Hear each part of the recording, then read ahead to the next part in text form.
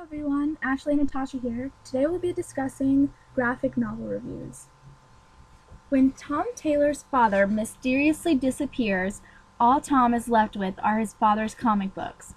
It so happens that Tom's father depicted the main character in his comics so closely to his son that people began to believe he was the main character, Tommy Taylor, in the flesh. Tom's life is about to take a turn for the worst.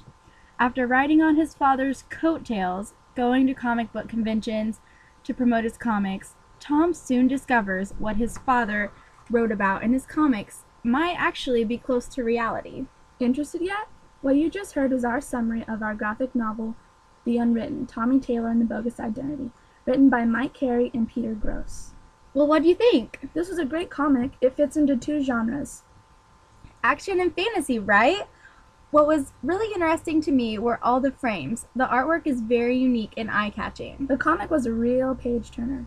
Yeah, if you could keep up with the plot line. I'm not a real comic book reader, so... Yeah, me neither. It has a lot of flashbacks and other references that seemed confusing to me. Me too, but that's only because the book was volume 1 of 5, so the information and order of events are a little different. Overall, I'd have to say it was a very well-written novel. Wouldn't you agree?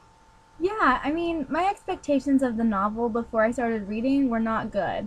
From what I've known about comics, they generally are about superheroes and world catastrophes. Same here. I thought it would just be another cliche comic, but I was proven wrong. Yeah, when compared to other graphic novels in this genre, I think it measures up very well. However, there's one thing I would change. The comic is really confusing because it jumps time frames and scenes. Yeah, I know what you mean. When I opened up the first page, it started with the Wilson Taylor comic. Shortly after reading the first few pages, there is a complete shift in scene.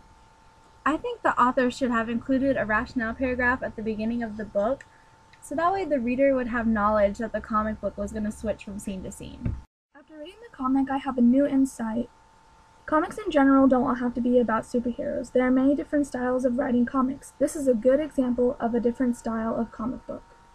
This quick read would be great for college students and anyone who enjoys comics. We give this book an 8 out of 10. It could use some fine-tuning, but the strengths overpower the weaknesses. Well, we hope you have enjoyed our review of the graphic novel The Unwritten. See you next week!